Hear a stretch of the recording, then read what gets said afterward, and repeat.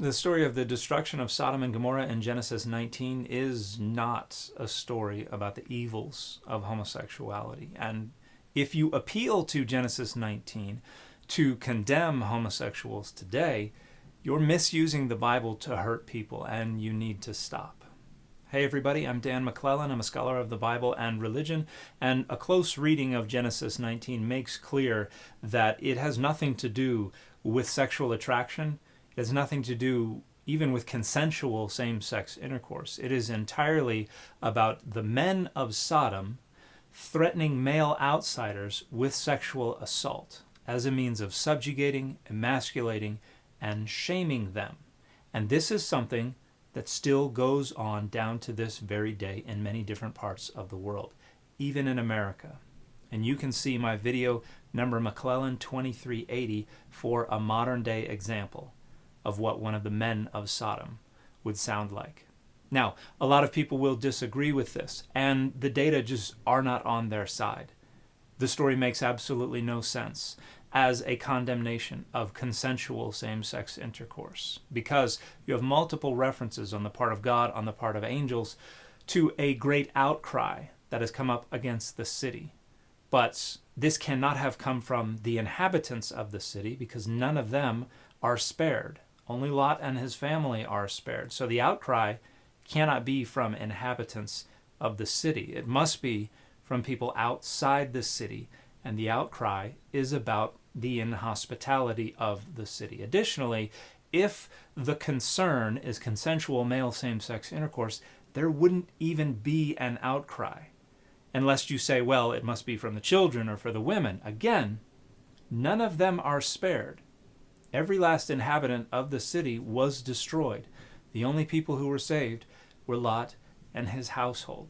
The concern is precisely that the men of Sodom threatened male outsiders with sexual assault as a means of subjugating, emasculating, and shaming those male outsiders. Now, some folks will say, well, wait, Lot offered his virgin daughters, and they refused. That indicates they had no sexual attraction to women. And this is a grotesque misreading of this text for a couple of different reasons. To begin, sexual assault is about power more than it is about sexual attraction. They had no concept of sexual attraction that in any way approximates how we understand sexual orientations today. They would have understood someone who wanted to sexually assault another man to be just as willing to sexually assault women. The reason the men object is because they are offended by Lot's refusal of their demand. And we have a parallel story in Judges 19 where the exact same thing happens. You have an outsider comes into a town, the men of the town surround the house, demand the man be led out so he can be sexually assaulted. The men in the house offer women, and they object, but in Judges 19, the man shoves his concubine out into the crowd anyway, and she is sexually assaulted throughout the night, resulting in the morning in her death. So that horrific story makes clear that they understood the men of these towns who wanted to sexually assault male visitors to be perfectly willing to sexually assault women as well. In the story of Genesis 19, the women are spared precisely because the author needs them for the very end of the story, where they become the incestuous ancestors of other ethnicities that they are demeaning through the story.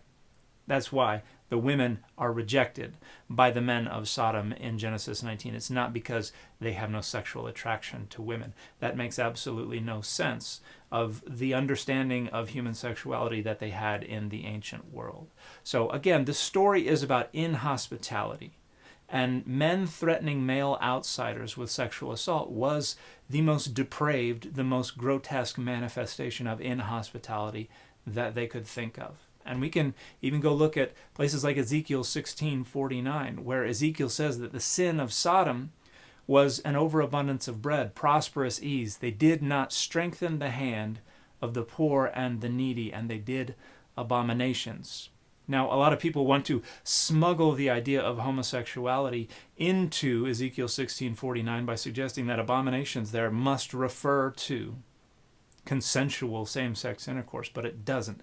It refers to the threat of sexually assaulting male outsiders, which is just as much, if not more, closely aligned with what Leviticus 18 and 20 describe as the abomination, because Leviticus 18 and 20 condemn precisely the one who takes the insertive role in an act of male same-sex intercourse. And consent is nowhere addressed in Leviticus 18 or 20. And so the threat of sexually assaulting male outsiders aligns perfectly with what is condemned in Leviticus 18 and Leviticus 20. So it is not about sexual attraction. It is not even about consensual same-sex intercourse. It is about the threat of sexually assaulting male outsiders as a means of subjugation, as a means of emasculation, as a means of shaming them.